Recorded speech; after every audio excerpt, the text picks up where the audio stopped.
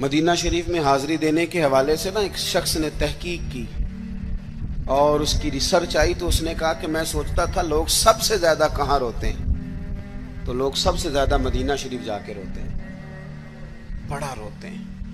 بڑی امید ہے سرکار قدموں میں بلائیں گے، کرم کی جب نظر ہوگی مدینے ہم بھی جائیں گے، اور اگر جانا مدینے میں ہوا ہم غم کے ماروں کا تو مکینے گنبد خضرا کو حال دل سنائے۔ وہاں جا کے لوگ روتے ہیں، تڑپتے ہیں۔ اب آپ شک پیدا کر دیں کہ پتہ نہیں حضور حیات ہیں معاذ اللہ کہ نہیں، تو اعلیٰ حضرت نے 2 قسمیں اٹھا کے کہا تو زندہ ہے واللہ، تو زندہ ہے واللہ، بس میری چشم عالم سے چھپ جانے والے تو زندہ ہے معبود، اور اس پر دلائل دیے۔ تو میرے عزیز انہوں نے ہمارے عقیدے پکے کیے۔ پھر بھی اگر کوئی کچی پکی باتیں کرے، سویرے کچھ کہے، دوپہر کچھ کہے، شام کچھ کہے، تو وہ بندہ کمزور پڑا ہے، ورنہ ہماری فکری قیادت نے ہمیں دلائل سے، کتب سے، حوالہ جات سے مزین کیا۔ تیسری بات، اعلیٰ حضرت بریلوی کہتے ہیں علم کا شوق پیدا کرو۔ اعلیٰ حضرت خود مرید ہیں ایک سلسلے میں، اور مرید اس طرح کے کہ غلامی والے مرید ہیں۔ آج کل زیادہ تر لوگ مرید نہیں ہوتے، ناراض نہ ہونا، اگر کوئی پڑھا لکھا بندہ ہو تو وہ ویسے بھی مرید نہیں ہوتا، وہ اگر ہو کبھی تو خلیفہ ہی ہوتا ہے ڈائریکٹ، مرید نہیں ہوتا، مزاج نہیں، مرید ہونے کا مزاج نہیں، یہ طبیعت نہیں۔ آج کل لوگ شاگرد بھی نہیں ہوتے، ناراض ہو گئے آپ لوگ، ہو جائیں کوئی مسئلہ نہیں، میں نے تو ابھی چلے جانا ہے، ہو جائیں بے شک۔ آج کل لوگ شاگرد بھی اس طرح لگتا ہے کہ جس طرح کوئی امدادی کتاب نہیں ہوتی، اس طرح استاد سے کوئی تھوڑا سا گائیڈ لائن لیتے ہیں، ورنہ وہ شاگرد ہونے کو تیار نہیں ہے۔ میں صحیح بتاتا ہوں، آپ بہت سارے شاگردوں کو میری ملاقات ہوتی ہے اور بعد میں وہ کہتے ہیں نا میں استاد جی کو بیٹھا سا، تو میں چونکہ دیہاتی آدمی ہوں، میرا 2 ڈنڈے لگانے کو بھی دل کرتا ہے، تجھے پتہ ہی نہیں استاد جی کے پاس کیسے آیا جایا کرتا ہے، تجھے خبر ہی کوئی نہیں۔ میں تجھے بتاؤں بریلی کے امام کیا بتاتے ہیں۔ حضرت عبداللہ ابن عباس کو نبی پاک صلی اللہ علیہ وسلم نے دعا دی تھی کہ اللہ تجھے فقاہت دے، دین کی سمجھ دے۔ حضور کی دعا سے بھی اللہ دے دیتا۔ حضور تو حضرت ابو ہریرہ کو خالی بظاہر خالی چلو بھر کے ڈال دے تو اللہ تعالیٰ اس سے قوت حافظہ دے دیتا ہے، تو یہاں تو دعا دی تھی، لیکن ان کا ذوق علمی کیا بنا، یہ اعلیٰ حضرت ملفوظات دیکھیے گا۔ وہ خاندان رسول کے چشم و چراغ ہو کے، حضور کے چچا زاد ہو کے، استاد کے دروازے پر جب پڑھنے جاتے تھے تو جا کے دروازے پہ دستک نہیں دیتے تھے، کہتے میں اپنے استاد کے دروازے پر کبھی حضرت ابی بن کعب کے پاس جاتا رضی اللہ تعالیٰ عنہ، کبھی حضرت زید بن ثابت کے پاس جاتا، میں جا کے باہر دروازے پہ بیٹھ جاتا، دستک نہیں دیتا تھا، ٹیلی فون نہیں کرتا تھا کہ پیر صاحب میں پہنچ گیا جی، ہار لے کے باہر آ جاؤ، باقاعدہ مرید صاحب آ گئے، جلدی کر لیں، استاد جی میں کب سے باہر کھڑا ہوں، یہ انداز نہیں۔ فرماتے ہیں کہ میں دروازے پہ بیٹھ جاتا اور کبھی کبھی بیٹھے بیٹھے تھک جاتا، دستک نہیں دینی، وہ خود آئیں گے تو دستک نہیں دینا۔ کہتے ہیں کبھی یوں بھی ہوتا کہ حضرت ابی بن کعب رضی اللہ تعالیٰ عنہ کا مکان کا دروازہ چونکہ صحرا میں کھلتا تھا تو ٹھنڈی ہوائیں مدینہ چومنے آتی تو ریت کے مقدس ذرے اڑ کے میرے بالوں میں بھی پڑ جاتے، لیکن میں دستک نہیں دیتا تھا۔ استاذ مردی سے باہر آتے تھے اور جب وہ آ جاتے تو پھر میں جھولی پھیلا کے کہتا میں آپ سے رسول پاک کی حدیثیں سننے آیا۔ اعلیٰ حضرت فرماتے ایک دن گھوڑے پہ بیٹھ کے حضرت زید بن ثابت آ رہے تھے تو ضرورت کوئی نہیں تھی کیونکہ انہوں نے لگام تھامی ہے، گھوڑا چل رہا ہے، لیکن یہ بتانے کے لیے کہ میں شاگرد ہوں، یہ بتانے۔ میں کبھی اتنا مصروف نہیں تھا زندگی میں جب آج کل اتنا مصروف ہوا ہوں۔ کل میں نے ظہر کے بعد اسلام آباد سے کوئی 1 گھنٹہ اوپر پہاڑیوں پہ تھا میں، اور آج میں ظہر کے بعد آپ کے پاس ہوں، ابھی مجھے گوجرا جانا ہے اور پھر رات کو وہاں سے واپس لوٹنا ہے، اور کل ظہر کے بعد مجھے خانے وال پہنچنا ہے۔ کئی دفعہ ایک پیر اٹھاتا ہوں تو اٹھایا نہیں جاتا، گاڑی میں بیٹھے بیٹھے حد ہو جاتی ہے، اور اس کے باوجود لوگ روزانہ 25-30 لوگ ہم سے ناراض ہوتے ہیں کہ ان وڈے ہو گئے وہ ٹائم ہی نہیں دیندے۔ اس کے باوجود یہ حال، کبھی کبھی کچھ چیزیں مزہ دیتی ہیں۔ میں نے ایک وعدہ کیا ہوا تھا، لاہور میں کسی سے میں نے جانا تھا تو میرے استاد صاحب کا فون آ گیا، فرمان لگے کتنے میں، او شاگردو ترس جاؤ گے نوازوں کو، یہ 2-4 جو رہ گئی ہیں ان کی قدر کرو. کتنے میں بھائی؟ میں اس کی تھی حضور میں کہا رہا ہوں. فرمان لگے پرسوں پنڈی جانا ہی. تو میں نے چونکہ لاہور وعدہ کیا ہوا تھا, میں کہ حضور میں ذرا اتنے کی کام میں پرسوں پنڈی کی مصروفیت ہے, تو میرے استاذ ہیں اور یہ بات انہوں نے کی تو میرا قد بڑا ہوا.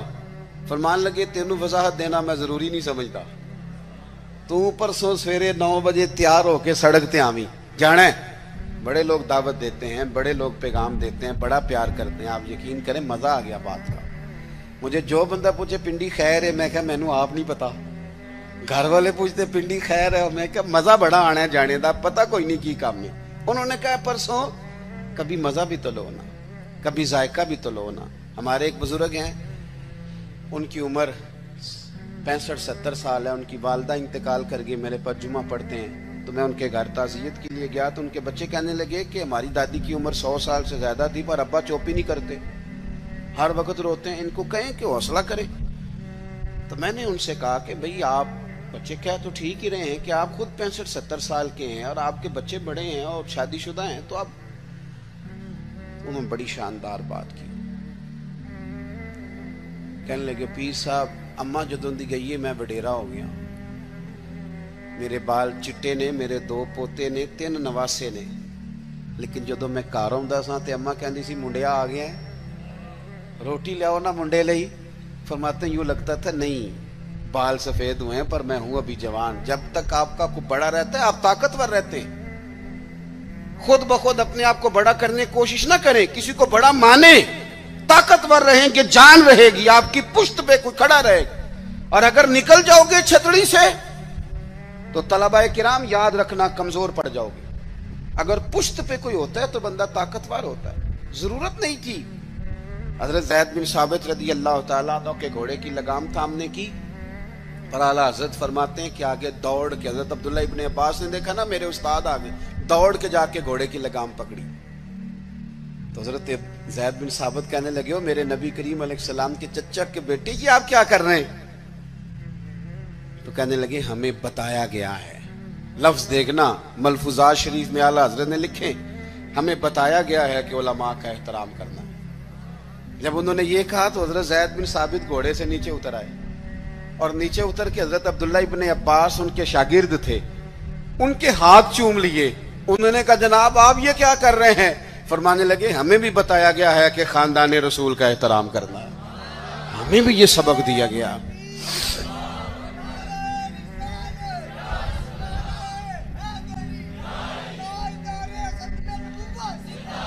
تو ذوق, علمی ذوق پیدا کریں, ادب والا ذوق پیدا کریں, اور علم سیکھیں تو عمل کرنے کے لیے, صرف تقریر کے لیے, بحث کے لیے, کل کو ڈگری لینے کے لیے نہیں. آپ علم اس لیے سیکھیں, جب نا علم خالی تقریر بن جاتا ہے نا, اور علم خالی تدریس بن جاتا ہے, پھر وہ اس طرح کا بھی بعض اوقات معاملہ بنتا ہے کہ عارف رومی کہتے ہیں کہ اگر تو صرف لفظ تجھے یاد ہے اور تو عمل نہیں نہ کرتا تو یہ لفظ تو طوطے کو بھی رٹا دیا جائیں گا تو وہ بھی رٹ لے گا, تیرا اور اس کا کیا فرق ہوگا. جب تک آپ عمل نہیں کرتے علم پر, جب تک اس کو عمل کے حصول کے لیے حاصل کرے. خالی میں درویش کو پڑھ رہا تھا, ان کے خلیفہ صاحب نے خط لکھا کہ حضرت میں اب تقریر بھی کرتا ہوں, تدریس بھی کرتا ہوں, تصنیف بھی کرتا ہوں. تو انہوں نے جواب میں شاباشی نہیں دی بلکہ فرمانے لگے بیٹا یہ تو کام تم لوگوں کے لیے کرتے ہو, اپنے لیے کیا کرتے ہو؟ سحری کے وقت اٹھ جاتے ہو نفل پڑھنے کے لیے, تلاوت قرآن روز ہوتی ہے, سجدے کا ذوق حاصل ہے, درود و سلام کی طبیعت ہے, یہ تو لوگوں کے لیے کام ہے نا سارے. بڑی اچھی بات ہے, دین کی خدمت کرتے ہو, پر اپنا بھی تو بتاؤ نا. اعلیٰ حضرت فاضل بریلوی رحمۃ اللہ علیہ کی شخصیت کا جو کمال ہے وہ یہ ہے کہ جو وہ کہتے تھے نا اس سے زیادہ وہ کرتے تھے. ان کی طبیعت تھی, وہ کرتے تھے. آپ جب تک اپنی زندگی میں عمل کو نہیں لے کے آتے, داتا صاحب رحمۃ اللہ علیہ کسی فرماتے ہیں کہ مجھ سے کسی نے پوچھا ہے کہ کوئی چلہ بتائیں. یہ لوگ سلوک سے وابستہ ہوتے ہیں نا, یہ پوچھتے ہیں چلہ کرنا ہے, وظیفہ کرنا ہے. ان کا خیال ہوتا ہے کہ 40 دن پیر صاحب ٹھنڈے پانی میں کھڑا کر دیں گے تو پھر میرے ہاتھ شاید کو 4 جن لگ جائیں. تو کہتے ہیں لوگ پوچھتے ہیں چلا وظیفہ, تو آپ فرماتے ہیں میری نظر میں سب سے بڑا مجاہدہ چلا جہاد علم حاصل کرنا اور اس پر عمل کرنا ہے. اس سے بڑا چلا کوئی نہیں. یہ چلا لگائیں, آپ کریں, عمل والی زندگی گزاریں, بدعملی والی, جتنا سیکھیں اس پر عمل کریں. ہمارے ہاں ہم محافل میں جاتے ہیں تو لوگ کہتے ہیں جی آپ 30 منٹ تقریر کرتے ہیں, آج گھنٹہ سننی ہے. تو میں کہتا ہوں پچھلی 30 منٹ والی پہ عمل ہو گیا ہے, اور ہو گیا تو چلو اور کر لیتے ہیں. باقی یہ ہے کہ یہ تو آپ کو عمل کے لیے دین سیکھنا تھا. جتنا آپ عمل کریں گے. سید دیدار علی شاہ صاحب محدث الوری رحمت اللہ علیہ اعلی حضرت کے خلیفہ ہیں. وہ کہتے ہیں کہ میں دوست تھا صدر اللہ فاضل سید نعیم الدین صاحب مراد آبادی کا. میں چونکہ دوست تھا تو سید صاحب اعلی حضرت کے بڑے عقیدت مند تھے, تو اکثر وہ کہتے ہیں میں نے بریلی شریف جانا ہے. تو ایک دن میں پہنچ گیا مراد آباد, تو انہوں نے سامان باندھا ہوا تھا بریلی شریف جانے کے لیے. میں بھی پہنچ گیا تو کہنے لگے یار میری تو ٹکٹ ہے ٹرین کی, میں تو بریلی شریف جا رہا ہوں. تو کہنے لگے یار آپ ہر وقت وہیں جاتے رہتے ہیں, میں ملنے آیا تھا. تو کہتے ہیں مجھے کہنے لگے حضرت صدر اللہ فاضل سید دیدار علی شاہ صاحب سے کہ چل آپ تمہیں بھی لے چلوں, دونوں سادات ہیں, دونوں دوست ہیں. کہنے لگے میں نے نہیں جانا, سنا ہے وہ طبیعت کے ذات کے پٹھان ہیں تو طبیعت کے سخت ہیں, میں نہیں جاتا. کہتے ہیں انہوں نے میرا ذہن بھی بنایا, کوشش بھی کی, ذہن سازی کی, خیر میں تیار ہو گیا. جب ہم بریلی شریف پہنچے تو عصر کی نماز کی آخری رکعت چل رہی تھی.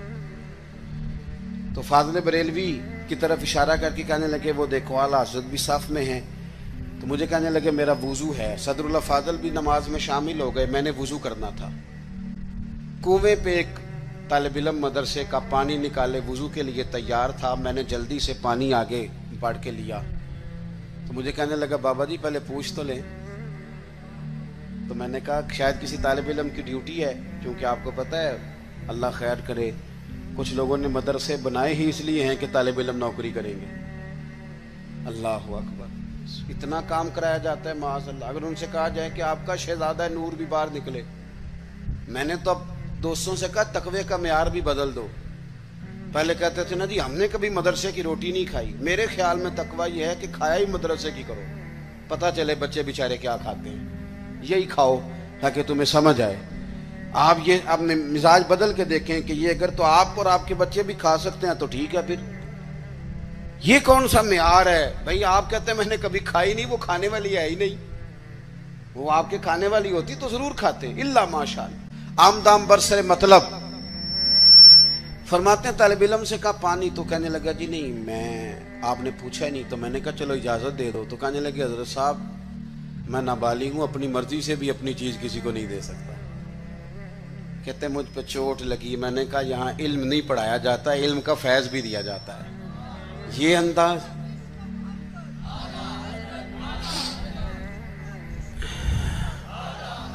سنیں گے جی آپ. کہتے ہیں میں وضو کیا جب تک نماز مکمل ہو گئی. چونکہ حضرت صدر اللہ فاضل تو ابھی نماز میں تھے, 3 رکعتیں پڑھنی تھی. تو اعلیٰ حضرت بریلوی مسجد کی سیڑھیاں اتر رہے تھے تو میں چڑھ رہا تھا. اعلیٰ حضرت کو اللہ نے کوئی کمال دیا تھا کہ وہ چہرہ دیکھ کے بتا دیتے تھے کہ بندہ سید ہے. چہرہ دیکھ اللہ نے انہیں یہ انشراح صدر عطا فرمایا. کہتے ہیں پہلے تو انہوں نے نا میرے ہاتھ ہی چوم لیے, بات ہی رنگ ہی اور پکڑ گئی, اثر ہی بڑا ہوا. تو میں نے پوچھا طبیعت کیسی ہے؟ تو کہنے لگے مولانا طبیعت کا کیا بتاؤں, ذات کا پٹھان ہوں, طبیعت ذرا سختی ہے. چونکہ پٹھان ہوں تو طبیعت ذرا میری سختی ہے. کہتے ہیں میں سمجھ گیا. بس پھر حضرت صدر اللہ فاضل اگلی صبح کہنے لگے چلیں. میں نے کہا آپ نے جانا ہے تو جائیں. میں جب تک دور تھا بات اور تھی, اب تو حضور میں ہوں, اب تو بات اور ہے. تو میرے بھائی علم کا فیضان ہو, اس پر عمل ہو. آخری بات جو آپ کی خدمت میں عرض کرنی ہے بڑے درد کے ساتھ, وہ یہ ہے کہ ہمارے جتنے بزرگ تھے نا, صوفیاء تھے, اللہ والے تھے, ان کے دلوں میں نا دوسروں کے لیے بڑا درد رہتا تھا. ہماری طبیعتوں میں نا خود غرضی پورے عروج پہ آئی ہے. دوسروں کے بارے میں ان کی طبیعتیں, جتنے بھی کام کرتے تھے امت کی ملت کی خیر خواہی کے لیے کرتے تھے. ہم الا ماشاءاللہ جو قدم اٹھاتے ہیں تو وہ اپنا نفع نقصان دیکھ کے اٹھاتے ہیں۔ جب تک آپ کے دل دوسروں کے حق میں نرم نہیں ہوتے، غریب آدمی جو ہوتا ہے نا یہ سیانا نہیں ہوتا۔ غربت نے میرے بچوں کو تہذیب سکھا دی، اب سہمے ہوئے رہتے ہیں، شرارت نہیں کرتے۔ غریب سیانا نہیں ہوتا، کیوں کہ مہنگا موبائل نہ ہو تو چلانا بھی نہیں آتا، تو بندہ کیسے سیانا ہوگا؟ وہ اس لیے سیانا نہیں ہوتا کہ کار نہ ہو گھر میں تو اس کا دروازہ بند کرنا بھی بندے کو نہیں آتا۔ غریب سمجھدار نہیں ہوتے، اور اگر وہ سمجھدار ہوتے تو پھر وہ